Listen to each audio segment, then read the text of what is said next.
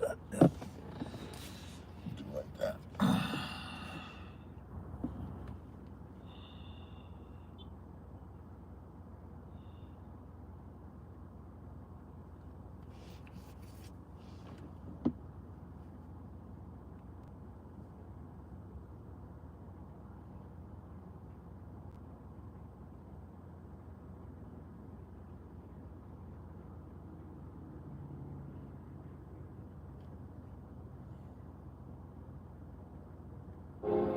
Hey, yo.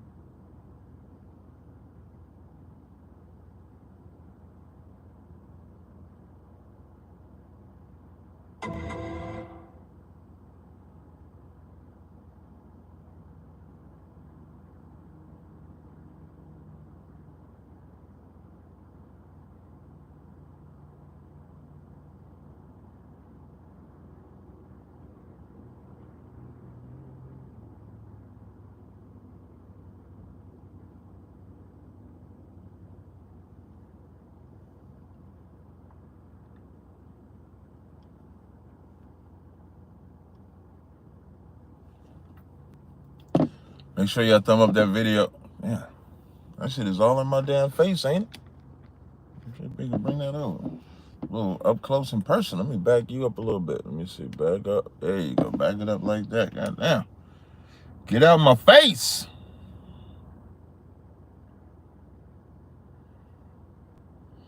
Let's see. Boom. Now let me share it over here. Let's go here. Share it on Facebook. Live now. Call in. Next. Share on Facebook. Boom. Boom. Boom. Boom. Shared it there. Now we're gonna share it in Messenger. Live now. Like, share, subscribe. TV. Boom. And then we're gonna come back to the actual live itself. And pay your tithes. Boom. Asshole. Come on. Here we go. Back you up. Pay your tithes. And then doom. And doom. Doop. Put that there. And pin the message to the top. Now, right off the rip, I'm letting y'all know right now. I got to do this breakdown on me and Cooley's debate. So this live is not going to be more than an hour. You're going to see me take my pre-workout early in the game. I'm just letting you know now. Pre-workout is being taken early.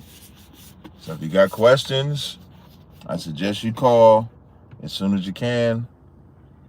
Shout out to the Pan-African Strike Back for destroying. Mike Larry, there is no such thing as a Pan-African Strike Back. But you can call in. I dare you to call in and destroy Israelite doctrine. Because Pan-Africanism is the dumbest shit I've ever heard in my life. I'm just telling you. Caller, what's your name? Where you calling from? Hello? Can you hear me? I can hear you just fine. Hey, what's up, Cap? What's going on? What's So going I on? won't be long. That room you was in with Joe, you was breaking down free will. The room I was in with Nice who? one. With the remember you was breaking down the free will subject to them? Right. Yeah, I was trying to come up, but for some reason, man, they weren't letting people. When I came up, I tried to say, can I say something? Okay. He was like, Newski, shut up. With that, da, da, da. Oh. I said, man, y'all got it, man. I can't forget Right. it. But Right. but also, one last thing. I seen the video with you and Cooley, right? And y'all going back and forth. Right. I already know you was, winning the debate.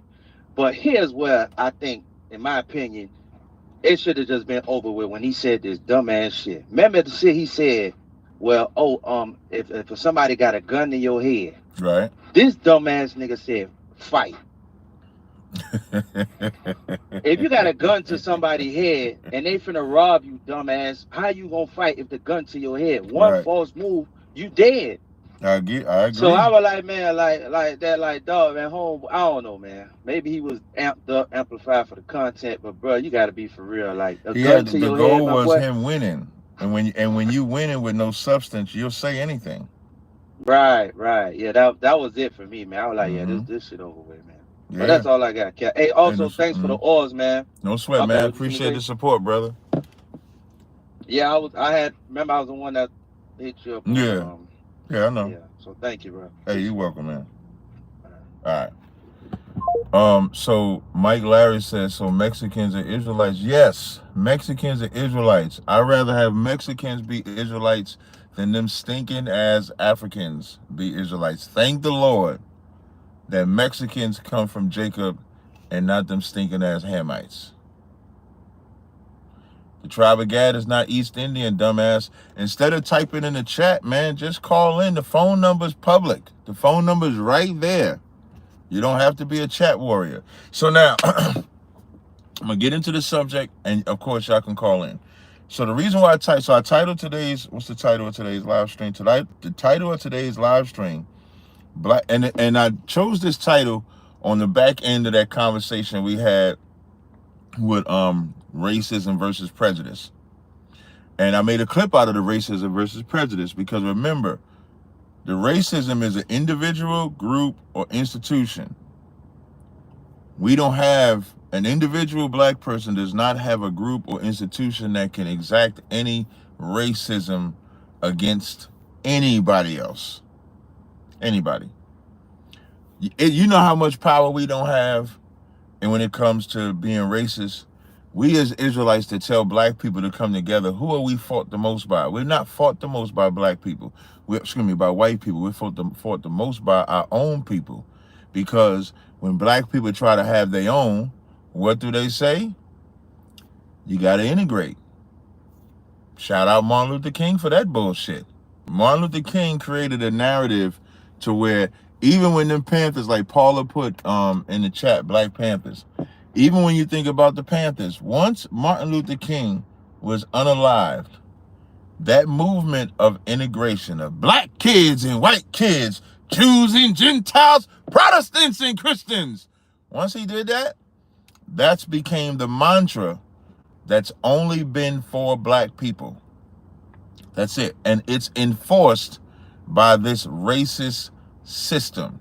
So much so that Trump, at the same time Trump wipes out the DEI that they say is for black people, that we know white women benefited more. You know the crazy part about putting white women in the DEI and them getting more advantages with the DEI? First of all, how can a white woman be a minority? That's how good. Let me tell you, you want to know how devilish white women are? I wonder, that white woman is just as diabolical as the white man, because she separated minority from being racial to being economical. Because her being a minority she wasn't even saying that she was the minority. Is Petula white? Is she white? She wasn't even saying that she was the minority as far as a race. She was saying she was a minority as far as a job. And so she came and took it from black people. When black people was fighting being a minority as a race and in the workforce. And she came and took it. So at the same time he taking your DEI, at the same time he removes the military from supporting Frederick Douglass, having his little day like they had for President's Day. He put some coon ass niggas in the White House to have a party. And listen, one thing, black people are good at celebrating and having parties. That's what they're good at. And they went up in that stinking ass White House and they having a party and a ball. And Trump is just looking at, like, look at these niggas I got here. I got these niggas right here. I don't think they should have a statue of Kobe Bryant. I'm sorry. I think Donald Trump named, let me look up. Who did Donald Trump say he was going to memorialize? Let me see if I can put that up. Hold on, let me click this link first for Robert Johnson. Donald Trump, Kobe. I want to get the list of people. Kobe Bryant. Let me see. Donald Trump says he's going to have a statue of Kobe Bryant. Who else? And who else? Let's see. Who else besides Kobe Bryant? So, he said, President Donald Trump announced Thursday at Black History Month even that Kobe Bryant, Muhammad Ali, and others will be honored with a statue in the upcoming National Garden of American Heroes. So, I want to see if there's others besides. So we got Kobe, we got Muhammad Ali. I want to see if there's anybody else. Does anybody know who else? You say Harriet Tubman, Booker T. Washington. So I can agree with some of them. But even all that's a play. So at the play that they give you a statue, what's better? Let me ask y'all a question. What's better? Statue or documentation that makes change? Think about that. A statue or documented change. What I mean by documented change is something that's written down on paper that will make it to where, like how they did the ages where white people can't be racist against black people. You get rid of the amendments, all of that. Omar Muhammad said the statue. I'm disappointed. The documents is better. But Trump is going to give you a statue. And they're going to put them statues there. And you're going to applaud the statue without documentation. Because you love the party. You love the ambiance of a street sign. You remember they changed the street signs. Martin Luther King. They put Martin Luther King. You ever notice they put Martin Luther King name on like the worst streets in every ghetto? I don't know no good Martin Luther King street. Do y'all know a good Martin Luther King street? Anybody know? Jersey City, bad Martin Luther King Street. Newark, bad Martin Luther King Street. East Orange, bad Martin Luther King Street. Does anybody know a good Martin Luther King Street? Just tell me. I've yet to go to Martin Luther King Boulevard or Martin Luther King Ave, Martin Luther King Street, and that was a good street. It's always the worst, most diabolical street. But we look at these symbolic gestures as a come up.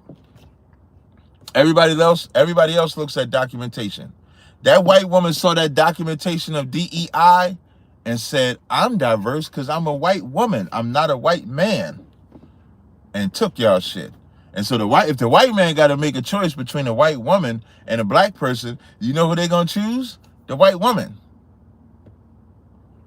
So I want to get into this story. So the reason why I did this title is there's a brother by the name of Robert Johnson. It says Robert Johnson spends first day as a free man in 29 years after judge vacates 1996 murder conviction.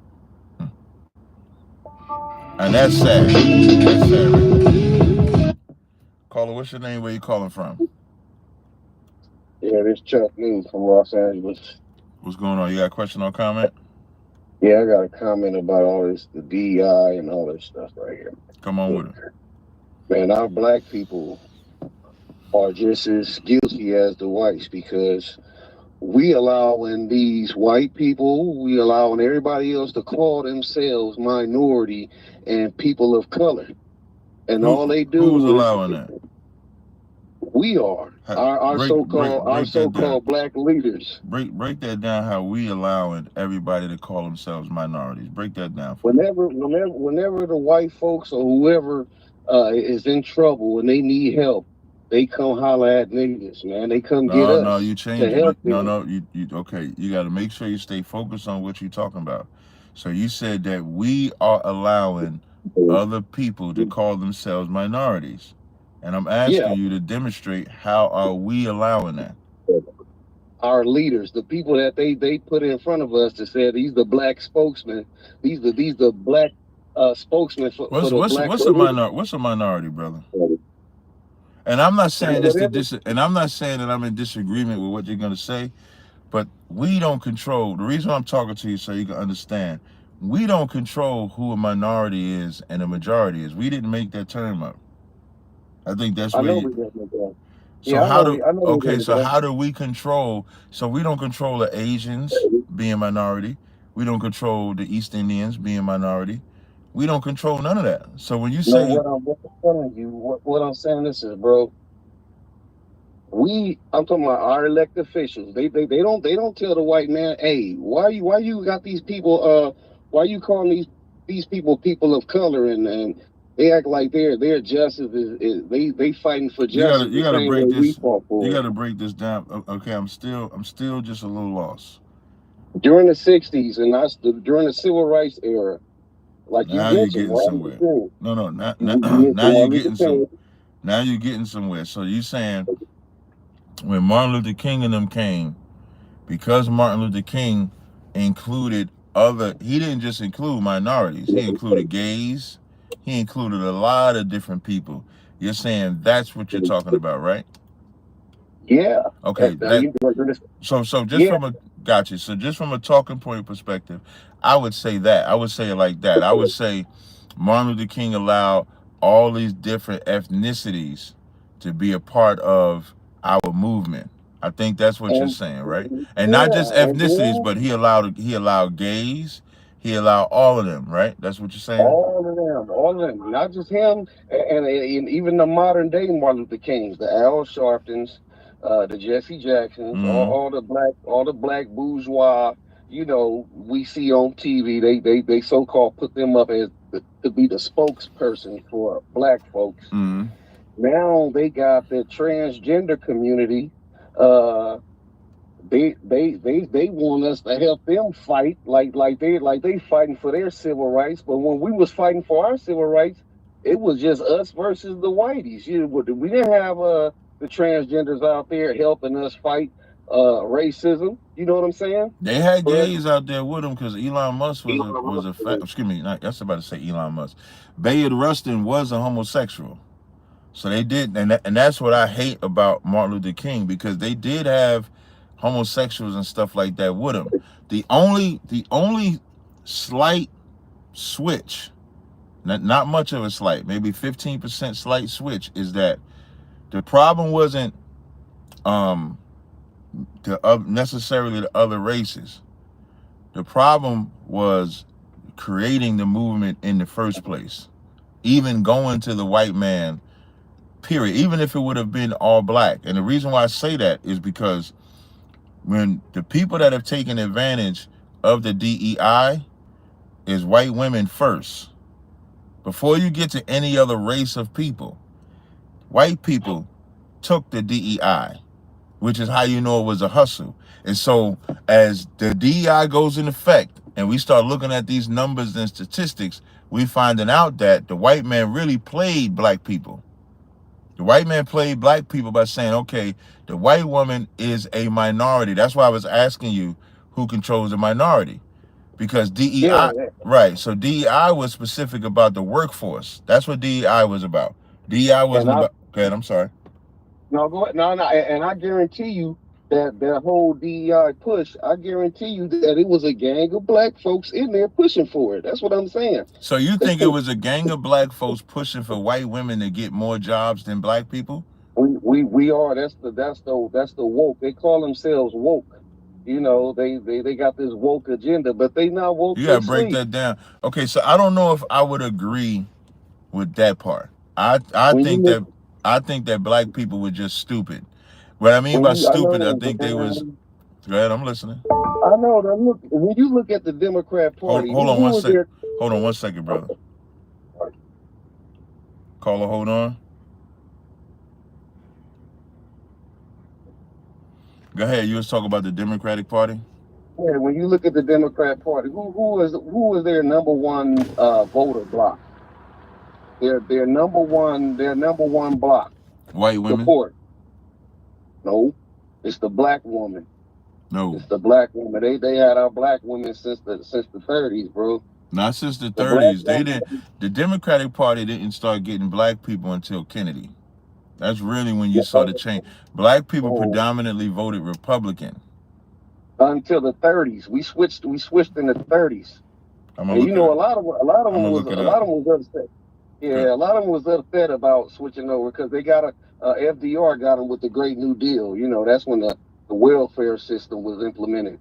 And you couldn't get welfare if you had a man in the house. Right. You had so that broke up the black family right there. Women was like, hey man, we need this money. you gonna have to get up out of here. So Mm-hmm. they had Democrat Party had a lot to do with that, man. But their number one block is the black women. It was our mothers that told us we were Democrats. You know what I'm saying? Yeah. It was it, So it came in full fruition in the 60s with Kennedy. But you're right. The blacks became blue. I just wanted to look it up, and I do this for my audience, just to make sure we don't just spew out information. So it looks like 1936 was when they started switching to the blue. So the brother was correct with that. But the part about the DEI, I don't look at that as, I don't know black people at that time, like in the 60s. Like if you say that now, I don't know. But back in that time, I don't think they was about pushing white women intentionally to take their jobs. I don't know. I would have to see some, like how I looked this up just now. You would have to send me some evidence to show me that. Okay, it's almost kind of like the same thing with affirmative action movement. We were the forefront. We was at the front of that. Right. It's like I said, they come and get us. The transgenders or whoever, they come get us to help them fight their battles. I agree, but remember, They but with the civil rights stuff, that was them thinking that they were fighting their own battle that other people joined. And I always include you have to include homosexuals because of Bayard Rustin. He was Martin Luther King's right-hand man almost with the whole movement. So they was at the forefront. Like blacks and gays was together at the forefront with the civil rights because Bayard Rustin wanted to make sure that they got rights too. Where the white... yeah, but you know what? My bad. Go ahead. No, you got it. Go ahead, brother. No. When I say a homosexual, I'm not talking about the regular homosexual. I'm talking about these transgenders now. You know what I'm saying? Hey, okay, but are you talking about back? Are you talking about back then, or are you talking about now? I'm talking about right now. Okay, right now you're right. So right now it's transgenders. I'm with you on that. But they still gay, but it's a type of gay now. You just talk about a type of gay. It's a different type. Even the homosexuals pissed at the transgenders, bro. That you're doing real bad when you got the gay community. Well, none of the LGBTQs get along. Lesbians hate gays, trans hate gays. They all hate each other.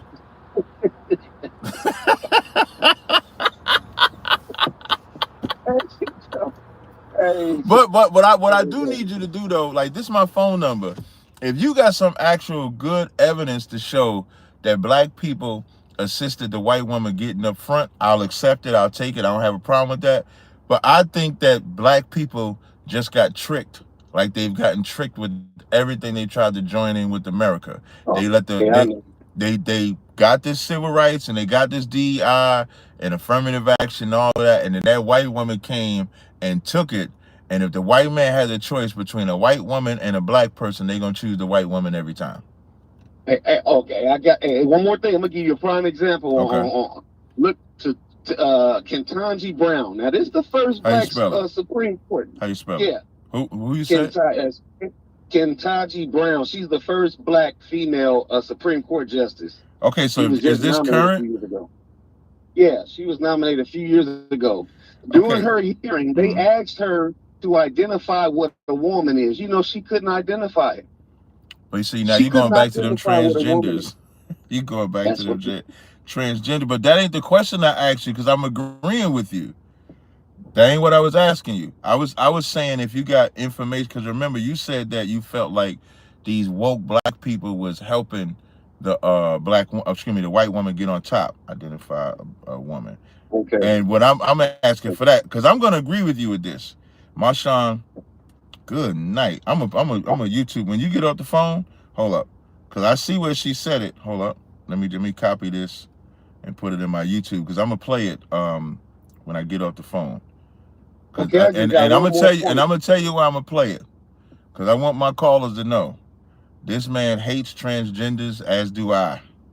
He don't even want to talk about the white woman no more. He want to talk about these transgenders taking everything. So now let me I see. want to say Mm-hmm. one more thing, bro. Mm-hmm. Look, now these women been fighting for women's rights for so long, right? They want to be on the equal playing field with the man in the workforce. But look at what they doing. They giving all their powers back to the men. They giving them back to You these talk about white women? transgenders. Oh, right. White women, black women, all Yeah. women giving their Giving power powers to back to be a transgender, woman to back gay. to the I don't transgender. even Even think try they to realize. cancel. I'm gonna tell you something. I don't even say that women are giving it to transgenders and gays, because I think in doing that we kind of letting the transgenders and gays off the hook. Now I'm not saying that the women ain't simple enough for following it, but remember, so when we talk about transgenders and gays, these are still men. They're born as men. We agree, right? Oh yeah. So now, men are natural conquerors. Women are natural submissive. I ain't talking about going off the rock. Wait, hold on 1 second. Caller, hold on, please. All right. Now, I'm not talking about the women that go off. I'm only talking about when you're born, a man is a natural conqueror, logical, woman is emotional, submissive. So even though this is a transgender and a gay man, they still think to dominate. Their brain doesn't know how to do nothing but dominate. So when they see that woman, when they see a real woman, they see something that they can conquer. And so when a woman, now the problem with the woman is, because she's playing the retarded game, and instead of just rejecting this gay person, like a woman is supposed to just reject a transgender and reject a gay man. That's the only way.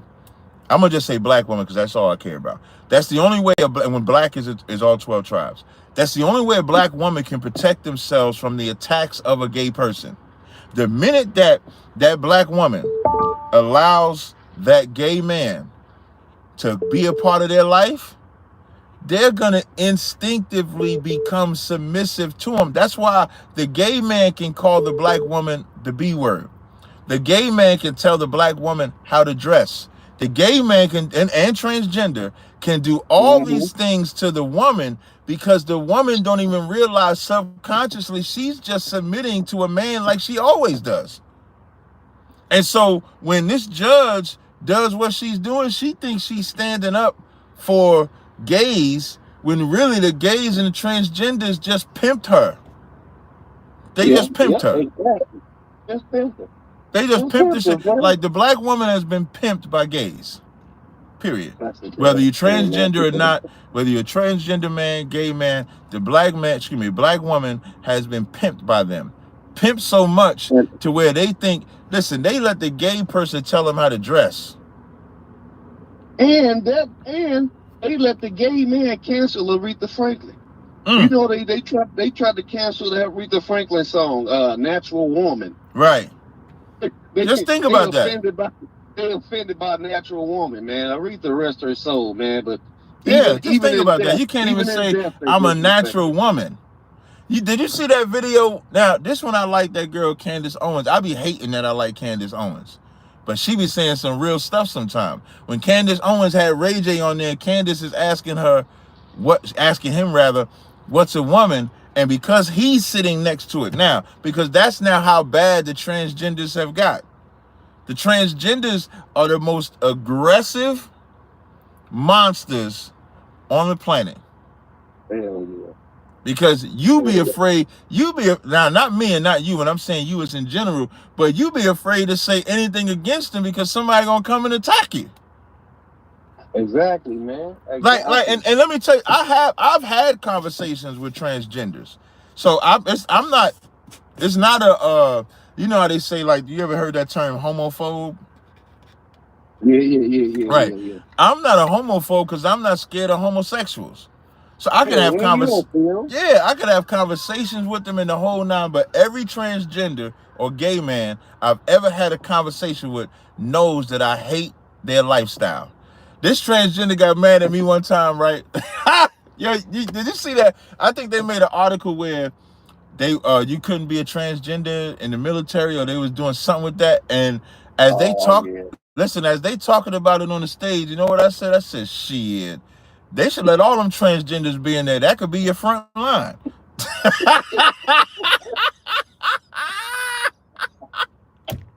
Hey, that's a good one right there, man. Hey, that's a good one, man. Hey, that's a good one. I'm gonna have to write Trump, man. I'm like, Yeah, hey, man, bro, you let the gotta put that back transgenders in, be on the man. front line. Let them be on the front line, man. Listen, the transgender in the room got mad as hell at me, man. I'm just laughing. I'm just laughing because the shit was hilarious to me. So, let me get to this next caller so I get the subject. But it's good All right, talking bro. to you, brother. You're one of the most Hey, you too, refreshing bro. conversations I've had in a minute. I appreciate it, Hey, brother. man, I appreciate you, bro. All All right, right, man. all right, take care. All right, next call in the queue is 334-504. That was a refreshing conversation to have with that brother. Good. Oh, I think I hung up by mistake. Hopefully that caller calls back. So what I wanted to read. Oh, hey, they called back. Caller, what's your name? Where you calling from? Man, not crazy. I'm calling from Greenville, Alabama. What's going on, brother? You got a question or comment? I just had a question. I'm on this walk, just trying to get. I'm out here by myself. I'm truck driving, 24, and I'm just trying to understand You how you. 24 years old? Yes, sir. Where you and you truck drive prime? What do you do all over the state, all over the country, rather, or just a certain area? Southeastern. I used to be ERS, but now I'm just Southeast, and Okay, I got you. And you want to getting know, to it. and what is it that you want to know? I think I got two questions. I was trying to understand on this walk. I've been trying to change my life and get from different people, and I'm just don't feel I'm hearing from from the Most High. You said you And I don't just feel be you're hearing from the Most High. I don't feel I'm hearing from him. Okay, I'm so reading, and are you now? Why are you not don't feel you're hearing from? Because you can't get away from these people. and I got away from it past to catch up with you, no matter where you at. So I just feel like we all just waiting How the anyway, past based catch? off how you So give do. me an example. What that mean? You can be completely changed your life just because you done decided to stop doing something. People ain't gonna forget what you did anyway. Okay. So it's just like you may And so change your life and try to because they move don't on. forget and because they don't forget what you did, what do? Your life can be in danger. So you did something that harmed somebody, I just done wrong in general. I just feel like I did a lot of wrong to a lot of people in general, and right? just people done wrong to me. Uh And huh. I've just changed my life. I feel good about it. I changed my life, and I'm actually married, and I'm just praying and seeking the Father. But when I pray, I don't feel like I don't really hear. I don't got no sense of direction. I feel like I'm just out here. Okay. So now, I'm gonna read some scriptures to you, then I'm gonna explain. This is Ecclesiasticus 2:1. It says, "My son, if thou come to serve the Lord, prepare your soul for temptation. Set thy heart aright and constantly endure, and make not haste in the time of trouble. Cleave unto him and depart not away, that thou mayest be increased at the end. Whatsoever is brought upon thee, take cheerfully, and be patient when thou art changed to a low state. For gold is tried in the fire, and acceptable men in the furnace of adversity. Believe in him, and he will help thee. Order thy way aright, and trust in him." Do you know how they try gold? Do you know how they test gold? I'm not Okay. So information. let's say if you digging in the ground and you get a gold nugget, right? Just because it's a Yeah, gold nugget don't mean it's all gold. They put the gold in the fire, all the impurities burn off, and then what remains is the pure gold. So let's say if you dig up the gold nugget, and let's say you put it on a scale, let's say that nugget weighs a pound. So you found a nugget of gold that weighs a pound. When you burn off all the impurities, let's say it drops down to 12 ounces. So it's really, even though it weighed a pound, when you burned all the impurities off, it's 12 ounces. So that's you right yeah, now. The truth, serving the Lord is not magic. You don't pray, then wake up, and then a day, a week, a month from now, everything is all peachy and cream. The first thing that's going to happen is you got to prepare your soul for temptation. You know what the temptation is? Whatever you changed your life from is going to increase to bring you back. It's going to. If you change your life from a life of crime, crime desire is going to increase because you decided to serve the Lord. If you changed it from sleeping with whores, the free vagina is going to come out the woodworks. From drugs, free drugs, accessibility to drugs. Loving white people, more white women going to be turned on to you.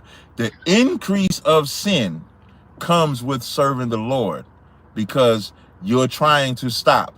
When the demon has you, let's say when the demon got you, you on cruise control when you're serving that demon. The demon ain't even thinking about you. What's your name, brother? Aquarius. When the demon got you, the demon don't even come visit you that much because he done trained you enough that he just got you on cruise control. Now, Aquarius, he over there, he good, man. He probably selling dope, shooting niggas, robbing niggas, doing some shit like that. He's straight. And then you hear the word of the Lord, right? And as you hear the word of the Lord, the demon knows when you ain't on cruise control no more. It was like, did that nigga just press the brakes? I had that nigga at 90 miles. This nigga at about 70. Nigga about 65. Let me go see about an Aquarius. And when he starts seeing Aquarius, nigga, that nigga see you with your seatbelt on. That nigga see you with your seatbelt on, hands at 10 to 2 on the wheel, and he say, oh, this nigga think he about to drive straight. This nigga think he about to obey the law. Oh, he ain't scared. He's scared of a speeding ticket now. He's scared that the white man might pull him over. He might have some dope on him. Okay, I know what to do with this nigga. And everything that you thought was over with now comes on you because you have just caught that demon's attention. You've just caught it. Because the Lord is going to clean your house. But the house don't get clean without a broom, without a mop, without you putting in the work. So you can't look at it like because people won't let go your past, them people didn't give their life to the Lord. You did. So if them people don't let go of the past, you know what you got to let them know? How you let your life go, how you change your life. Tell them whatever offense you made to them, tell them you're sorry. Tell them you changed. And then maybe, now just maybe, them seeing you change might make them change. But if you just expect to pray to God and then get up, that's extremely Christian. And God is not Christian. God is... my fault. No, go ahead. I know, I expect... You gotta work for anything that you want on this life. I don't feel like nothing is given to you. So I feel like everything that you have to go after in life, you just gotta work for it. So when I be here, I ain't even mind losing people because we all have expiration dates. I ain't here to too much try to make friends and none of that stuff. People got time, like after a certain time period, if you keep people around who ain't meant to be around, they'll mess with your spirit anyway. So I don't mind losing people. I just been doing this. I just been really praying and stuff and in this truth for about 2 years now. Okay, and but now, so that was the next thing I was going to ask you. And to Mike Larry, yes, I do speak for God. Right now, I'm speaking for God. So now, who have you, like, none of us can learn on our own. So have you gotten into a school? I don't believe in the school. That's a demon, huh? I believe. So you've been doing all this on your own? No, I have a person that I was going to that brought me into this truth. His name I don't need to know. Harry. Okay, his name. My fault. No, I was saying that I didn't want you to think that you had to tell me his name. You can.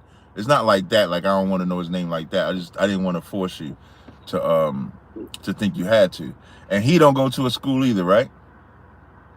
I'm not sure if he went to school. He's not in the school right now. He's right. That's the problem. And I'm gonna tell you something. That's the problem. Where in the Bible did Israelites serve God and say, I'm not gonna be with my brothers? Is that in the Bible? Nah. But that's just some of the stuff that I'm saying. Like when I got approached by one of these camp members, and they get me to join their camp. They got the bash and all the other camps, and I'm just like, what's the point if we all supposedly Israel that you got to bash somebody else to get me to join your camp? So it just I don't be getting none of it. I don't be getting what's going on in these camps. I don't know who you talking to, brother. And I'm gonna tell you something. So I'm gonna read this. This is Psalms 133:1. Behold, how good and how pleasant it is for brethren to dwell together in unity. That's what the Bible says. So now you can decide to stay by yourself, and that's why you think God ain't talking to you, because you by yourself. So God ain't talking to you. God talking to you now because you and I are coming together. The scriptures say when 2 or 3 are gathered, there my presence is. So right now, the Lord is talking to you. If you decide not to build with brothers, how will you ever deal with adversity? The Bible says, I'm going to give you another scripture. The Bible says a brother is born in adversity. And you drive trucks, you said, right? And so as you drive in that truck, I'm just trying to find a scripture for you for adversity. As you drive in that truck, that means you all over the place, right? Yes, So imagine if you had a school, if you had a camp leader that you can call and say, Cap, I'm going through this. Officer such and such, I'm going through this, and then you can get counsel. Proverbs 17:17, a friend loveth at all times, and a brother is born for adversity. That's what it says. yes.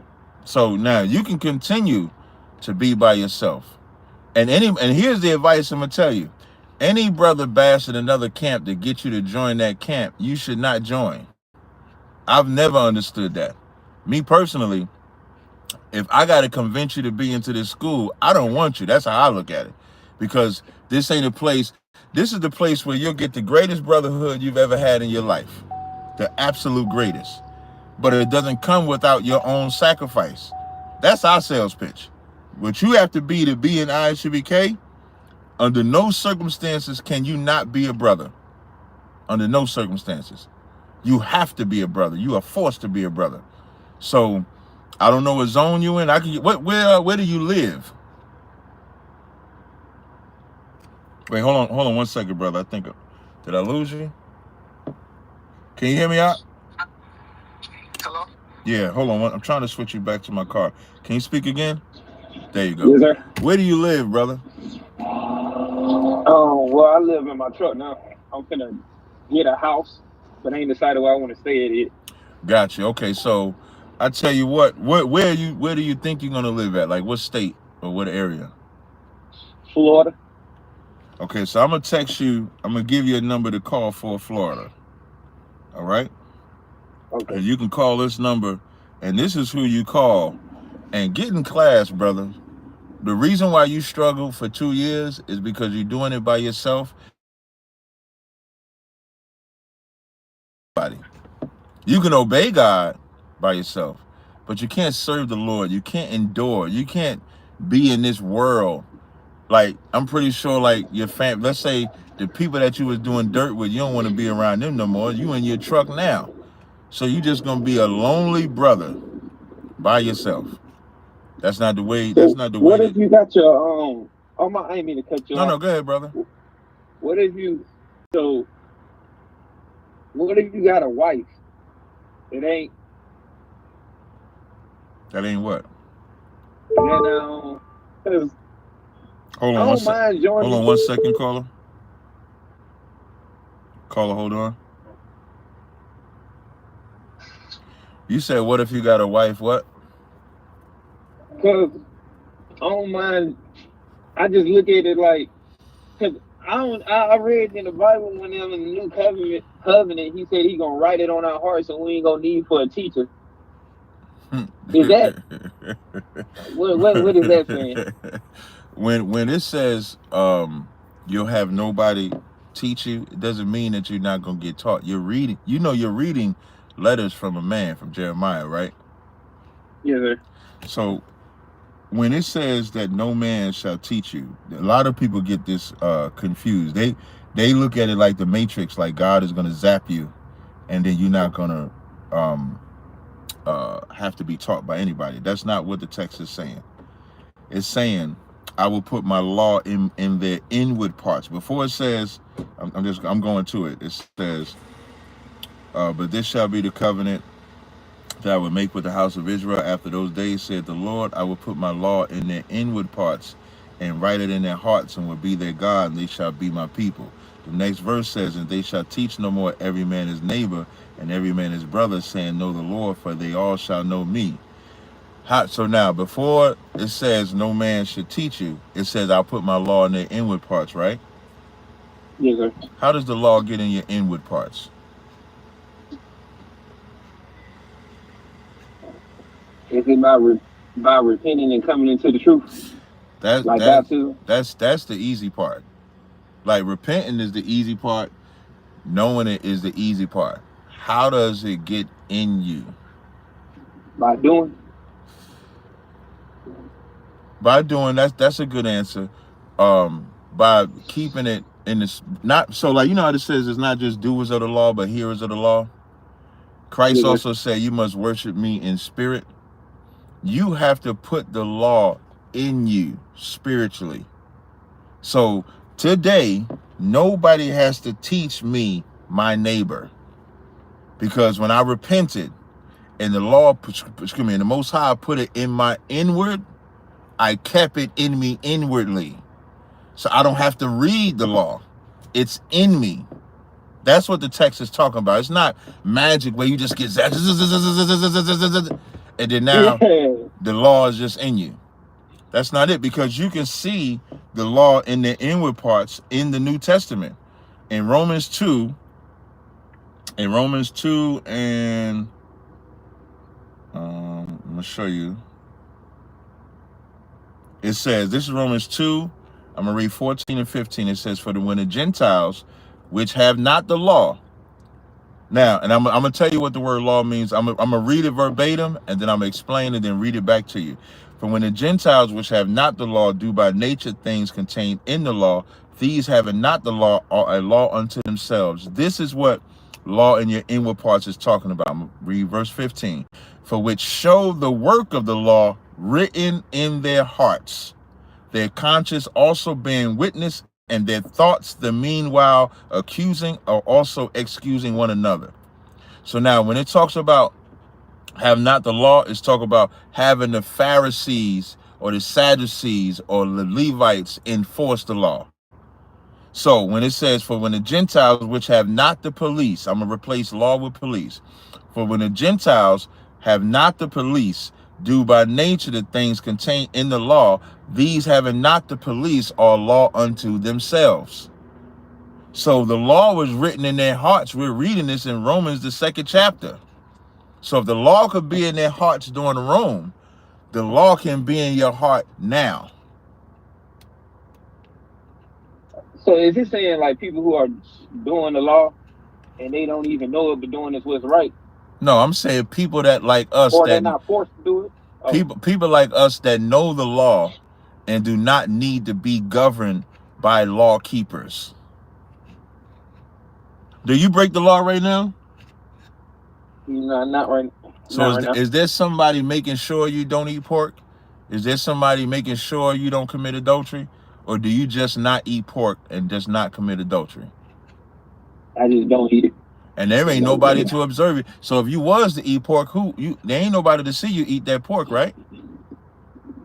No, well, except my wife. And you still, right now you in the truck, nigga. So if you went and got that little my wife's on there with me. Oh, my bad. Oh, my bad. But so now, let's say you and your wife, let's say both of y'all decide to eat that pork. No man seeing you eat the pork, right? No, sir. So you keeping that law because you put the laws of God in your inward parts. And you love the Lord enough to not break it even though nobody sees you. That's the law in your inward parts. It's that simple. But you had to be taught first. The law had to get in you. And then now I don't have to teach you who your neighbor is. Who's your neighbor? I'm going to ask you, who's your neighbor? I'm asking. My brothers out here. But like, I look at all of Israel, my neighbors. That's right. But nobody has to teach you that no more, right? No, sir. But let's say you and your wife have children. Will you have to teach your child that? Yes, sir. That's the cycle of life, huh? There's nothing that doesn't come without teaching. When it says in your inward parts, the difference between the Old Testament and the New Testament is that we looked at the Old Testament from a carnal outside perspective, whereas the New Testament we look at it as an inside perspective. Even in the Old Testament, God was telling us that our circumcision had to be the heart, not the outside or the physical, fleshly circumcision. So even then, because in that same Romans, the 2nd chapter, it says, this is Romans 2 and I'm going to read 26. It says, therefore, if the uncircumcision keep the righteousness of the law, shall not his uncircumcision be counted for circumcision? For he is not a Jew that is one outwardly, neither is that circumcision which is outward in the flesh. But he is a Jew which is one inwardly, and circumcised is that of the heart.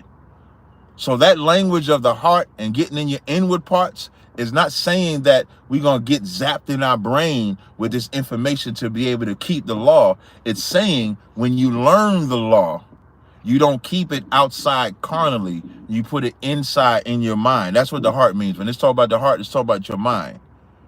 So that's what that's talking about. Okay, I get that. All right. So I didn't give you the number. Are you able to take this number down? Yes, sir. Okay, it's 904 405 5183. 5183. Thank you. Hey, you're welcome, brother. You take care. All right. Last caller. I told y'all I took my pre-workout already. I told y'all this was gonna be a short call chronicles, because remember, I'm gonna do the recap of me and Cooley's debate. That's why I took my pre-workout early. I seen everybody in the chat. Y'all, so listen, y'all, I love all of y'all. Even the ones that don't like me. Like Mike Larry. Even the ones that don't like me. I love all of y'all, and I could tell who's here all the time, because when I drank the pre-workout, I seen y'all in the chat saying it's too early. But I gotta do the pre-workout, so because at about I think 1 or 2 o'clock, I'm gonna do the recap of the debate I had with Cooley. So that's what I'm gonna do next. That's why I'm drinking the pre-workout early. So look at RB3 said RB3 said a 31-minute marker. That's probably the earliest I've taken the pre-workout in about 6 months. So last caller, it says Devo or Devon Washington. Hey, what's going on, brother? I'm doing good. How you doing? I'm good to go. All right. I got a quick question for you. I already know you got that pre-work in. I was on that thing the other day, and I was hitting the incline bench like 210. I was like, I normally don't go to 210. That pre-workout ain't no joke, man. Yeah. You get the right pre-workout, you be in the damn game, man. I'm telling you. I was like, I usually don't do this. I ain't had to work on my shoulder. I was just hitting that incline bench at 210. There you go. I was sidebar. I hate incline. I hate incline barbell. I don't know if it's I don't know if it's the angle. So like when I do incline, I'll tell you flat out. When I do incline, I use the Smith machine. I don't like I don't like the angle. But now when I do dumbbells though, I can do the most I've ever done dumbbells was 130 each hand. Dumbbells, and I don't know if it's the freedom of it, but that constriction with the incline be messing me up. I can't really do incline like that. It's the hands. For me, the dumbbells work better because I can get that full range of motion. That stretch. Real talk. Dumbbell, I gotta take my time. I gotta work up to it. I don't like just fooling around. That's real talk. You can mess up your you can mess up that rotator cuff. All right, go ahead with your question. So I saw that same thing with that brother after 29 years. My question is, why does it take them so long? Is it something with the lawyers? Because this is like a trend. I've seen over the years. Yeah, so I was gonna read them stats. So I was gonna read them stats. I'm actually glad you asked that, because I could take care of the topic and have a discussion with you about it at the same time. So for everybody that wants to know what he's talking about is hold on, let me just get the article. Robert Johnson. He's been in jail for 28 years. He went to jail at 16. He's 45 now. And it says I'm gonna read some of it. It says Johnson has not been free to spend a day the way he wants since he was 16 years old. He was arrested for a murder that he's always maintained he had nothing to do with. And he said, I kept telling them I didn't have nothing to do with this, but they didn't believe me. I'm trying to see where it says. So I'm gonna read some of the story. It says, after being released for 29 years of incarceration, his first stop was a Dave & Buster's for dinner. He played video game. I'm trying to get to the story. It takes something from you. It really does, especially when you're not supposed to be there. So how did he end up behind bars? It says, the last time Johnson was free, police took him from his grandmother's house and arrested him in connection with an April 14, 1996 murder of a man who was shot and killed in a robbery in his apartment on the south side. There was no real evidence against Johnson, just the testimony of a teenager who later recanted and said police forced him to falsely implicate Johnson. That's crazy. And what's crazy about that is, because I have the stats too of who's the most falsely imprisoned and exonerated. I got them stats too. It says no physical evidence or other witness ever linked Johnson to the murder. The detective on Johnson's case had worked under disgraced former Commander John Burge. Now we get into why, because remember you asked why is this allowed to happen? Because you got the disgraced Commander John Burge and are now well known for abusive and coercive tactics. I did this right behind when I was having that conversation yesterday about racist versus prejudice. Racism is a constitution that has the ability to do this. We don't have the ability to incarcerate nobody falsely, but they did. And so not only to Robert Johnson, but they do this to all black people, blacks, Hispanics, all of us get done like that. It says, so after years of fighting to prove his innocence, Johnson's conviction was vacated last week. It took 28 years because it's a business one. And if you get, and the thing about a wrongful conviction, once the wrongful conviction comes, all of the work of that judge, attorney, and the police department now gets scrutinized. So let's say me, you, and 5 other men get locked up for separate crimes, but we're all locked up. And then you are found innocent. Now they have to look at all the cases that lawyer did. They have to look at all the cases that judge presided over, because now all of them now come under scrutiny. And so the judge, the lawyer, all of them are going to fight and put every injunction because they don't want their work to be scrutinized. Right. They don't want the reputation to be exactly. It's all about reputation, because now if he's innocent, imagine who else is innocent. Who else is innocent? Exactly. That's where that comes from. So I want to read this report too before I go. This is from the deathpenaltyinfo.com. It says black people are 7.5 times more likely to be wrongly convicted of murder than whites. Risk even greater if a victim was white. It says black people are 7.5 more times more likely to be wrongfully convicted of murder in the U.S. than are whites, and 80% more likely to be innocent than others convicted of murder. And that is insane when we only make up 12% or 13% of the population. I know you got to go. I know you got. No, I'm gonna read some more. It's go ahead. Come on. No, go ahead.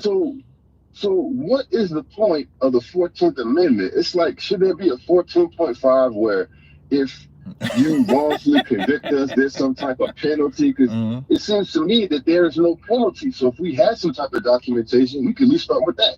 Like if you wrongfully convict us, there has to be some type of penalty. You have to pay us out. The brothers that have their lives. Well, I think they do get a payout. Come on. Like that brother is gonna get a payout. Okay. Like I've always seen that whenever somebody is wrongfully convicted, they sue him. That brother being 16, ain't no telling what type of job or life he could have had. So they usually pay you what they would have expected you. So he will get that. The only thing about that, like I always tell people, man, money doesn't cure people. Like what that brother's gonna have to have, ain't no telling what that brother had to endure 28 years in jail. At 16, he 45. You know how much life has been taken? He coming outside. He went in. There was no cell phones. It was beepers when he went in jail. Wasn't no big screen TVs. Wasn't computer like the way it is. The way of dress, the way of life. Women. He never experienced that relationship. Lord allow he was never touched in jail. You know what I'm saying? There's so much that goes on in that prison. You know, Venecia said, institutionalized. Like he has to, for 28 years, he's lived in a box. And now he has to he probably won't feel comfortable living outside for, let's say, 2 to 5 years. You're right. What you know could what I mean? stop them? That's my question. You said what? I mean, we know. Okay, so if I can kind of put aside just for conversation's sake, the fact that we know we Israel, the fact that we know it, it's going to take Yahweh to come and actually get us out of here. Right. If that's the big picture, my question to you, what could, because you mentioned document earlier, that'd be the best caveat, some type of documentation, because the token statues, that's just tokenism. Mm-hmm. That's nothing. Mm-hmm. What could deter them? What could stop them from doing these crimes against us, as far as wrongfully convicting us and having us in there for years, rotting in these prisons? What could possibly, my question to you is, what do you think could deter that, amend that, some type of positive change? What would that look like? The only thing that can stop that is this truth.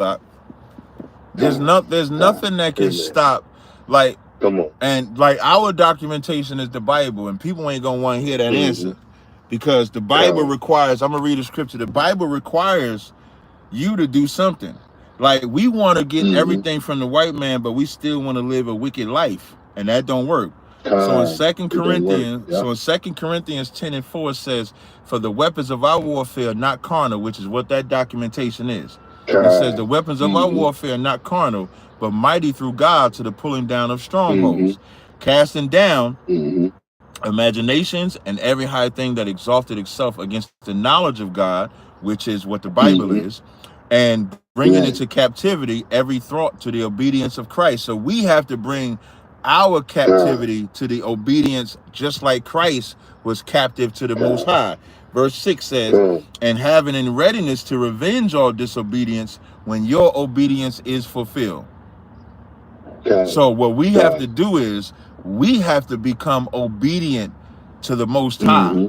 As we become, one thing I say about Israelites, as crazy as they say Israelites are, no matter what type, it's rare that you see Israelites going to jail unless they outright wicked, like the Candy Cane Cat was, or if they talking about essaying somebody or something like that. So you have the rare occurrence, but that's the small percentage. But for the most part, the Israelites are keeping the commandments of God. And because they keeping the commandments of God, they're not putting themselves in harm's way to the so-called white man. So now, as we stop being obedient to America and start being obedient to God, that's how you reduce it. That's the answer. Amen. So all roads, the same way they got that time. Yeah, all roads lead. All roads lead to the Most High. Come on, amen. Yeah, that's it. All right. That's what I'm talking about. Hey, no sweat. I appreciate the call, brother. God, all right. So much. Shalom. I like that last call because he allowed me to talk about the subject, so I don't feel like I shorted y'all on the subject. In about 2.5 hours, I'm going to be live again. We're going to do a walk down of the Battle with Cooley. I'm going to do some highlight points, do a recap. Shout out to Emilion for sending me the email. He's the inspiration for doing it. So until next time, Shalom Israel.